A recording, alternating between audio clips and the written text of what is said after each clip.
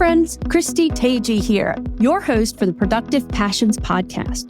Let me ask you, is there something different you dream of doing but don't know where to begin? If you're feeling suffocated, anxious, or you feel there's something different calling you, come along with me for candid conversations with people who have embarked on a journey to put their passions to work for them. Buckle up and enjoy the ride. Life is too short to stay stuck.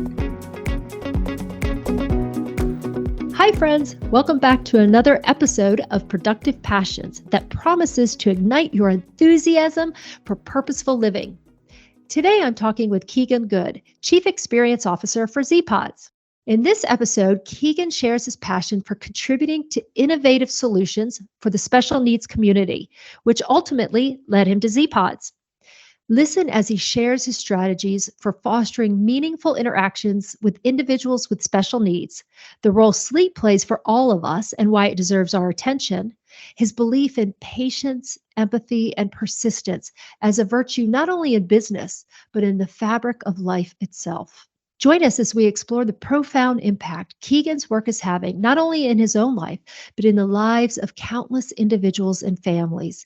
It's a journey of compassion, dedication, and the belief that making a difference begins with understanding and embracing the unique needs of others. Discover how Keegan is cheering for and shaping a brighter, more inclusive future for all of us. Keegan, welcome. Thank you for joining me as a guest on the Productive Passions podcast. Tell me a little bit about ZPods and what is your role with the organization? Absolutely. So the origin story is almost as interesting as the company itself, I think. It started out with Gary Kelman, who was the founder.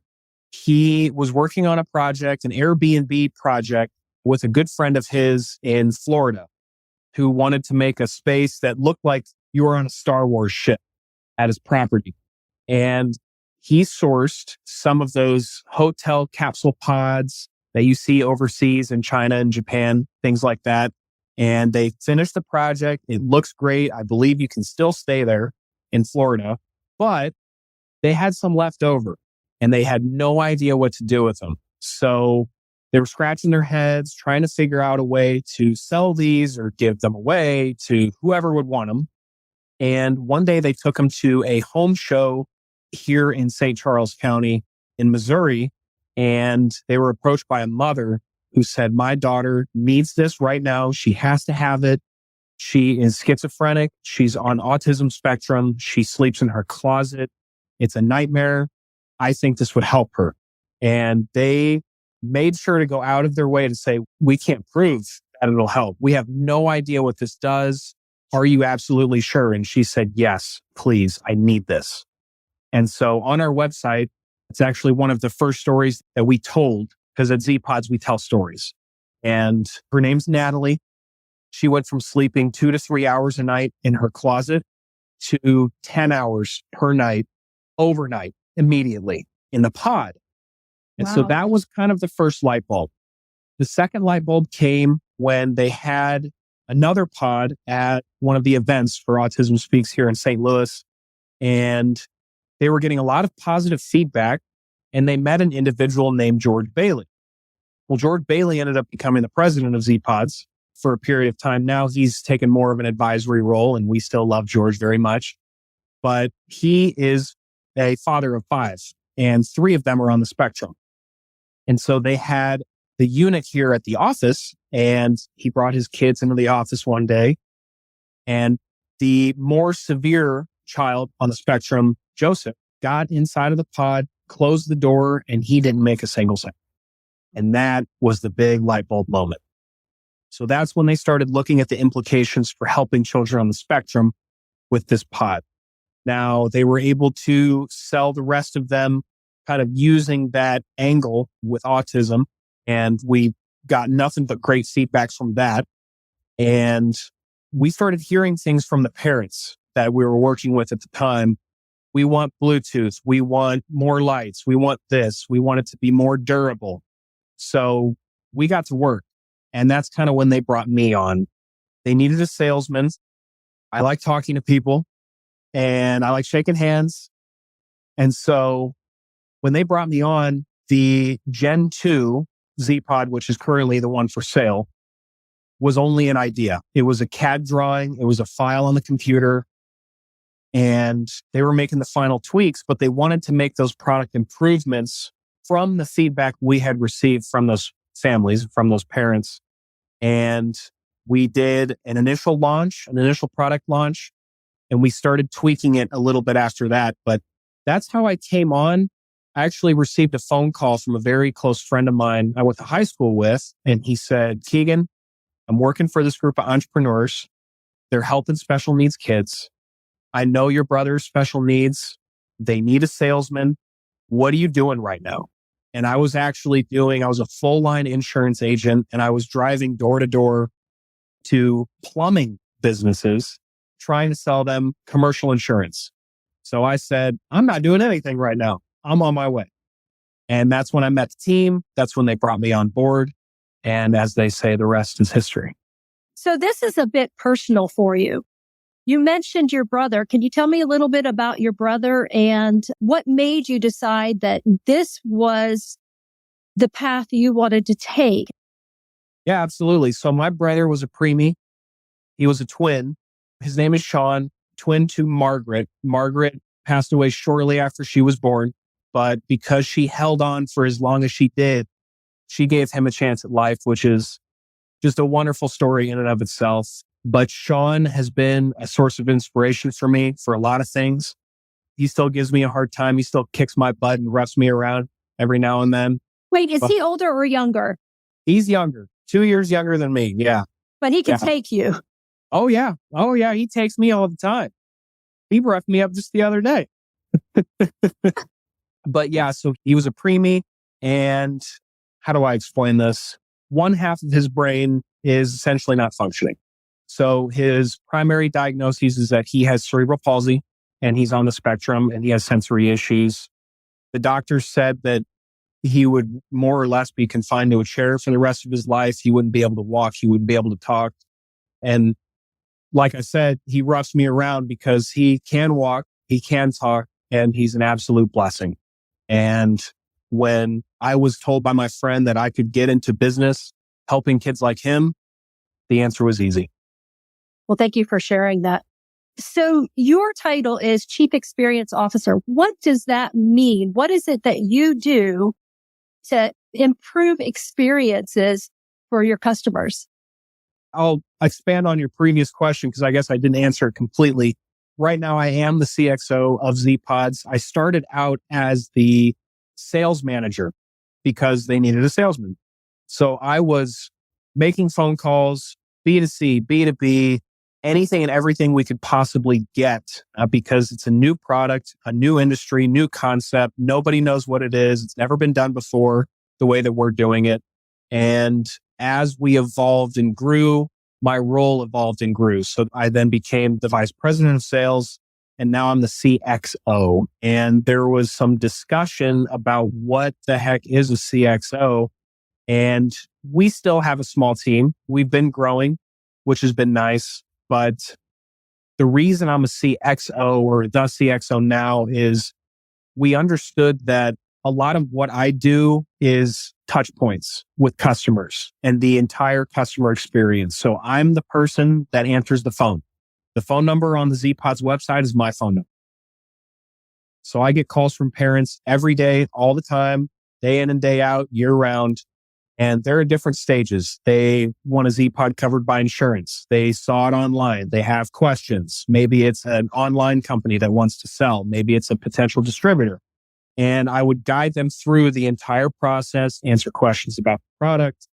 If we received an order, I would handle everything around the order process and update them with shipping information, send them over packets or PDFs, assembly videos. So a lot of what I did was very customer centric.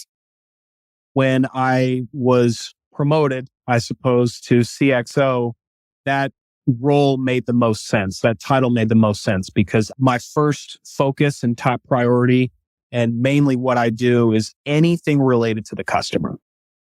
Now, do you think your experience with your brother, having a younger brother that has special needs, contributed to your preparation for this role and talking with customers? Absolutely. Absolutely. So like I said before, we tell stories at Z-Pods. And from my experience being his brother, my mom, she's easily one of the strongest women that I've ever known and will ever know. When you are the parent or the sibling or family member of a special needs individual, you can feel like you're on an island sometimes. And there's nobody around to help you. Isolated, you're alone. It's stressful. It's very hard. So when I can relate with a parent or a sibling or somebody that knows a special needs kid or adult, it relaxes them, it calms them down, and it touches a special place in their heart, just like my brother touches that special place in mine. And the barriers kind of come down a little bit. And I can say, I understand what you're going through. I can empathize. Sympathy is a good thing, but empathy is an even better thing. And I'm very grateful to be able to do that. One of the things that I know from my own experience with family members with special needs is sometimes the family can feel on an island, feel like they're alone.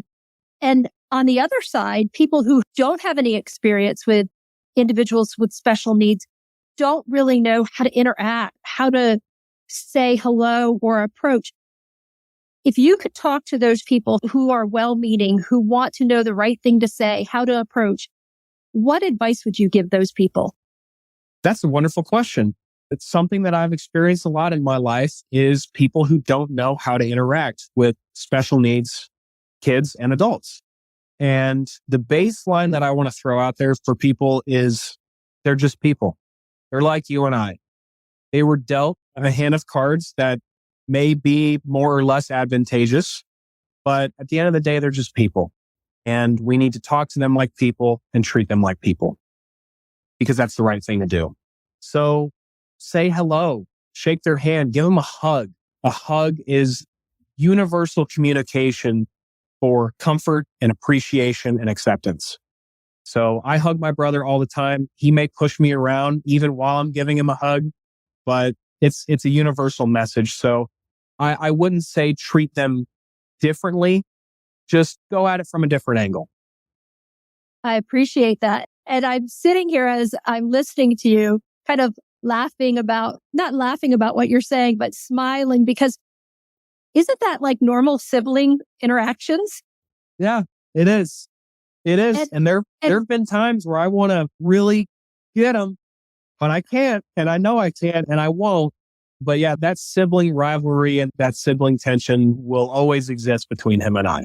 Yeah. That's wonderful. So the other thing I heard you say is treat people with special needs just like anybody else. So maybe taking inventory of how I say hello to someone without special needs and remembering that and maybe even practicing it so that when I do encounter somebody with special needs, that I do the same thing. Now, I will say I don't typically walk up and hug people. Actually, I do, but sometimes that's met with who are you? Move back, girl. Yeah. But I think to your point, it's how would you interact with somebody that you come upon day to day? Would you smile at them? Would you say hello? Would you say good morning? Same type of interaction for somebody who has special needs. Exactly. And a smile is another universal communication for acceptance and respect and love. Smile and say hello. There are different kids have different needs.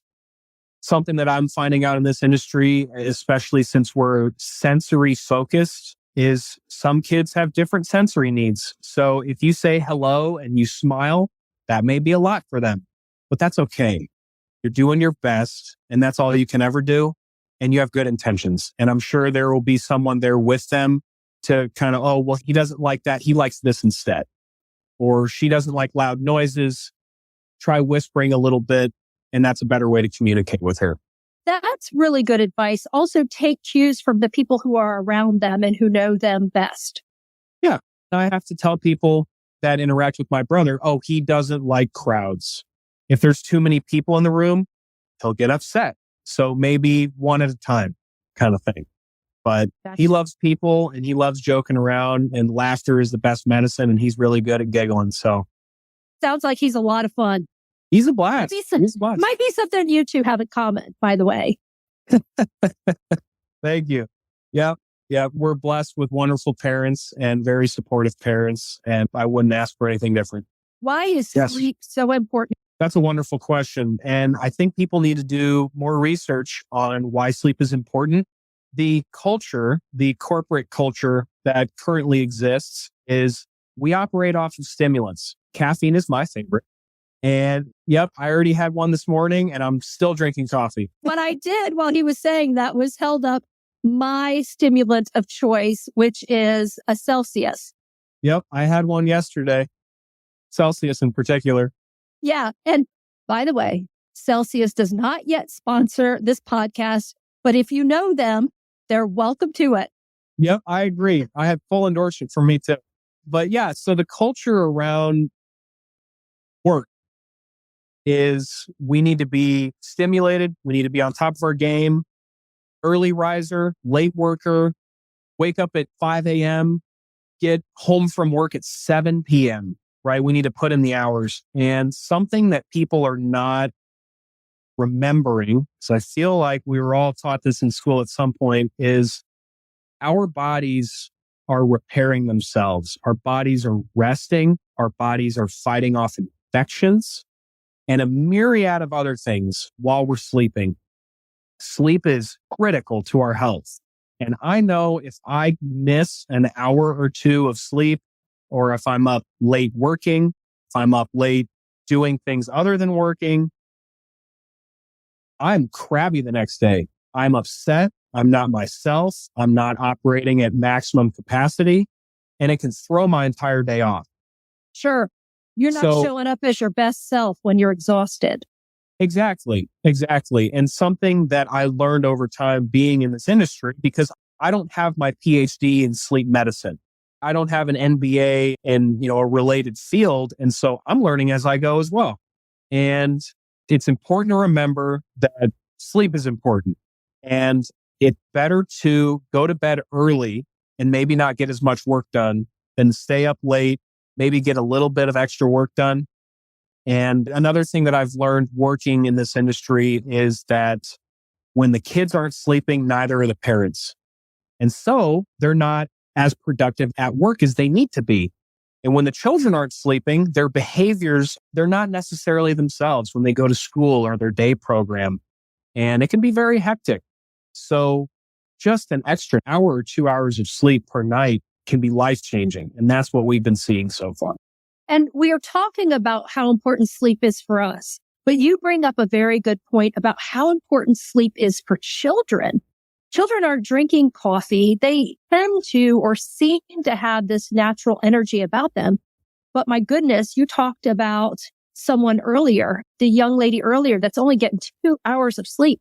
How do you show up for life, whether you go to school or you're homeschooled or whatever that is, on 2 hours of sleep? It makes me think about all of our electronics, right? Everything that we're plugged into. And that's it, right? We're plugged in. Every night or whenever, we have to plug in those devices so they charge up and they will work at their optimal performance for us. We need to do the same thing. We need to charge. And so we don't have a plug that we plug in. The plug is closing our eyes and going to sleep. But the same for children. So what have you guys found for the children or older people, whoever's using the Z Pods? What's happening to them when they're getting better sleep? Yeah, that's another great question. So our concept with the Z Pod is enclosure. And it has not been proven in a clinical setting. I'm not going to make any medical claims. We're very careful about that. Sure. We do have clinical trials lined up. We're very excited about it. We want to prove our concept and get hard data on it. But these individuals with sensory needs don't feel comfortable in a traditional bed. And when they have that enclosure around them, they feel safe. I like to say it's a sensory hug in the same sense that a weighted blanket may make you feel more comfortable when you sleep. I always joked with my friends, they don't sell a 100-pound weighted blanket. I want to be suffocated. So when we work with these children who are not, they're sleeping 2 hours in their closet, they burrow underneath the couch or the covers and blankets. They sleep with mom and dad. They're co-sleeping. That's a huge one. When they go from that to building an individual sleep routine that is theirs, and they have their own safe space, not only do they feel more comfortable while they're sleeping, they're getting more effective and more fulfilling sleep, which has numerous health benefits, but their behavior's improving. Their grades at school are improving. They're able to communicate better. I've heard from parents that, Jimmy has said 3 new words this week that we've never heard before. He's making incredible progress in his ABA therapy. Things like that. It boosts cognitive function. It's just so good for you. And sleep is even more important for children, especially special needs kids, because while they're sleeping, they're growing. And we need them to grow. We want them to grow. I'm really excited to learn more about what you guys are doing and follow you guys, especially when those clinical trials start coming out. When can we expect that? That's an interesting question. Clinical trials, I'm finding out, are wildly expensive. We would love to prove our concept. We are going to prove our concept, but our top priority is helping the families that need it and making sure that our product is in the best position to do that. So that is our absolute top priority, is making sure the Z-Pod is everything it needs to be and everything that it can be. So a lot of our assets are going to that. So I want to get back to you. Correct me if I'm wrong, but as I understand it, you are a certified autism specialist. Yes. What does that mean? So that is through the IBCCES, which is a wonderful company that offers different types of credentialing for individuals and businesses and venues or places of business, locations. And they've been doing a lot of certifications for hotels. The hospitality industry has seen the need to credential places of business that are hosting individuals and families for extended periods of time. It's been shown that families with special needs kids tend to travel less because it's harder for them to travel. Sure. When I was a kid, we didn't go on vacation that often because my brother cannot fly on planes. He does wonderful and long car rides, but if we wanted to go to Disney World, we're in the car for 18 hours, and that's not the greatest thing. So we actually met representatives with the IBCCES at a trade show in Dubai, the United Arab Emirates, which is a wonderful place, by the way. We had conversations with them, and we want to be that leading figure in the industry that I wouldn't say we're creating, but we would like to be trailblazers in, right? Enclosure, sensory, sleep, and our desire to be leaders in this industry led us to want to get certified and credentialed as a business. So Z-Pods is a certified autism resource, and I'm a certified autism specialist. So we go through a series of, studying material, and then there's a final exam that we take as a business and that I took as an individual to become a certified autism specialist. It's smart business. It's the right thing to do. What do we look for if we want to know if a business is certified autism resource? Yeah, so it's on the IBCCES's website, all of their certified autism resource businesses. Some key things to look for is anything sensory related. So I'll give you an example. At my church recently, they opened a sensory room. So they have kids that are sensory seeking and then sensory avoiding. And so the sensory room kind of includes both of those things, that dichotomy. And I would look for businesses that are responsive to that provide those things, maybe a sensory room or headphones. There are a lot of children on the spectrum that avoid loud noises and crowds, like football games. So headphones would be a very simple, very cheap way to provide that sensory need that those kids have And I keep an eye out for that. Obviously, parents know best. But like I said, the hospitality industry is becoming a lot more receptive to getting into the space because there's that uncaptured group of people that don't travel as often as everybody else does. I love that. I love to hear that. It's not something I had heard of before, but now I'm going to be looking for that. If anybody's listening who's involved in the hospitality industry that knows of places or organizations that are doing that, I would love to hear that. That's so important. As I mentioned, I have family members with special needs that also have to limit where they go, or, there's a lot more considerations. It's not just packing up the kids and going. There's other considerations. So again, I have to say kudos to those organizations who have already done that. And if they're thinking about doing that, I would highly encourage that. I want to step back for a minute and talk about you. So I want to ask you to describe yourself. If you could describe yourself in a few words, what would you say? It's a good question. Super quick, before I answer that, I want to give a special shout out to, I believe it's Pittsburgh Airport. They have a sensory room. So I'll have to look into that. Yeah, that was wonderful to see. I really appreciated that. I went and checked it out. It was nice. But words to describe me, I would say gregarious. I love talking to people, love meeting people. What's a little known fact about you? I can play the saxophone. Okay, so you're musical. Do you play it well? I like to think so. Do you play in a band? No, I used to play in school bands. I didn't do marching. I did jazz band. Jazz is my muse. I love jazz. So I would say that musically inclined, but I can't draw. So sometimes those go hand in hand. Musicians are very artistic. Not me. I'm still on stick figures. Can you dance? Absolutely not. Oh, wow. Okay. So interesting. I also don't play, but I played saxophone in jazz band in high school. And I had a solo, which I was super proud of. Yeah. But I was also in the marching band. And that's because I saw the marching band when I was young and they made these cool shapes. And I decided I had to be a part of that. So anyway, no wonder we hit it off so well when we first met. Sax players, man. It just happens like that. Sax players. Yeah. We're cool like that. Yeah. It's a club. No one else is invited.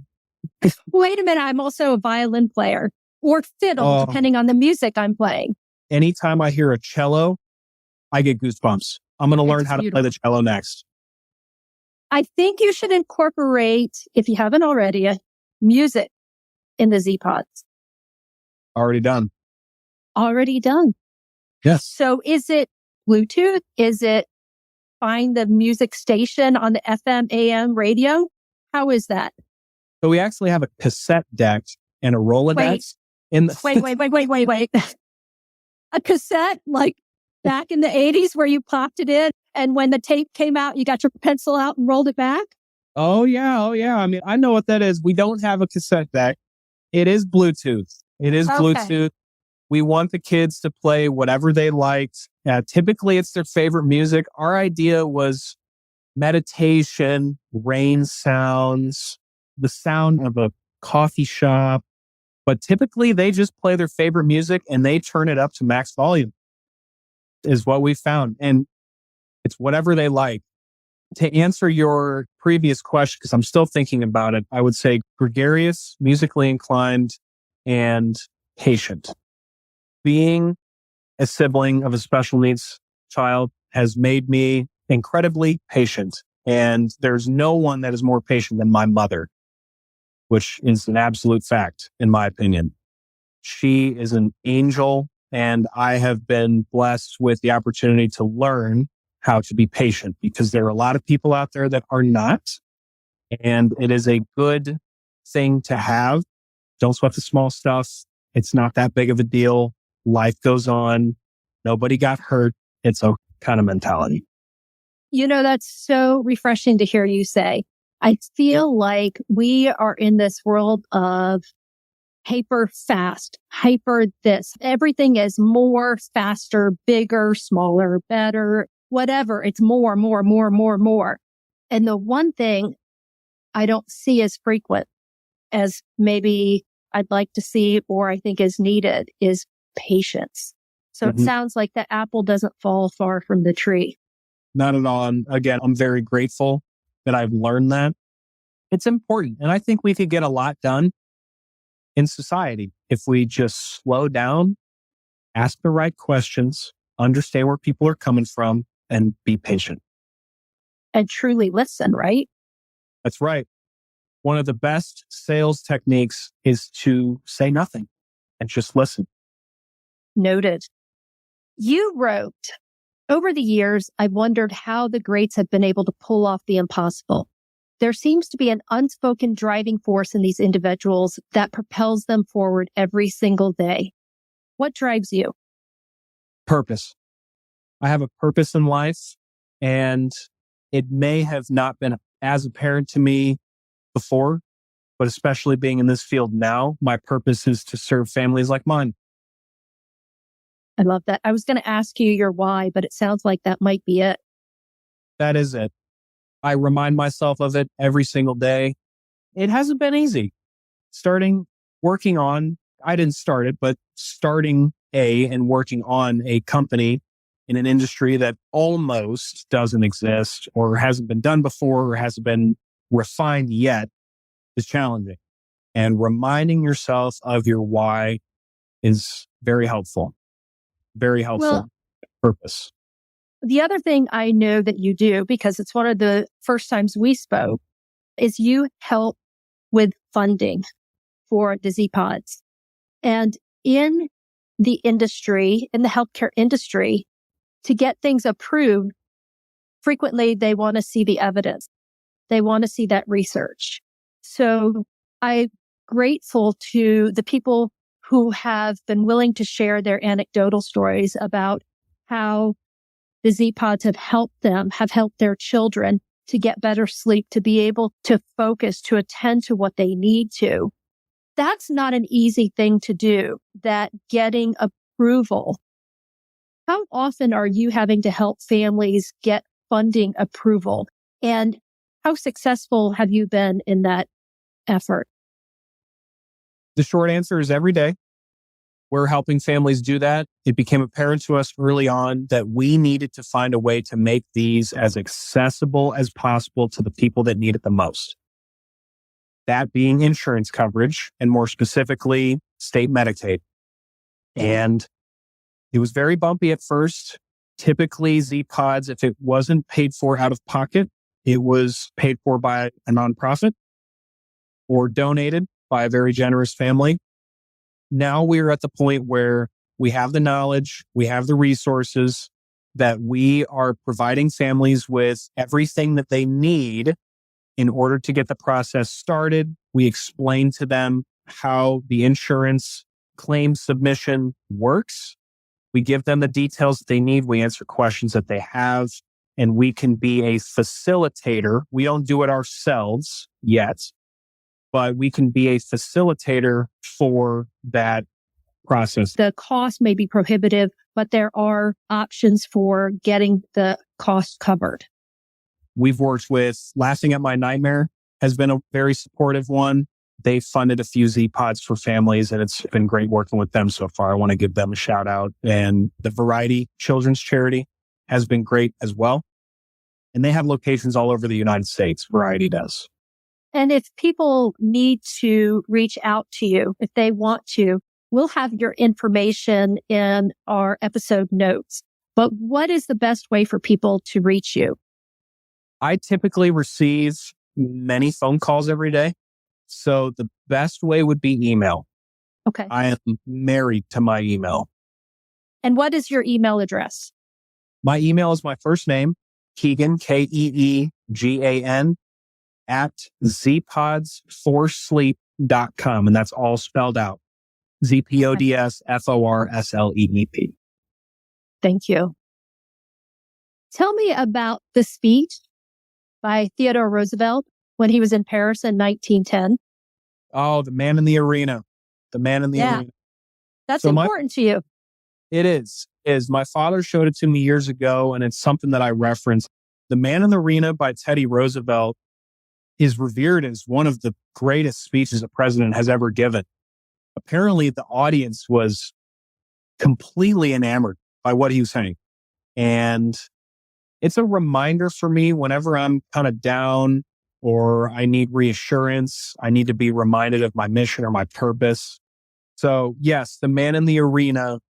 And one of my favorite parts, it's a long speech, but one of my favorite parts from that speech is because there is no effort without error and shortcoming, but who does actually strive to do the deeds, who knows great enthusiasms, the great devotions, who spends himself in a worthy cause, who at best knows in the end the triumph of high achievement, and who at the worst, if he fails, at least fails while daring greatly, so that his place shall never be with those cold and timid souls who know neither victory nor defeat. I love that. So in your words, what does that say?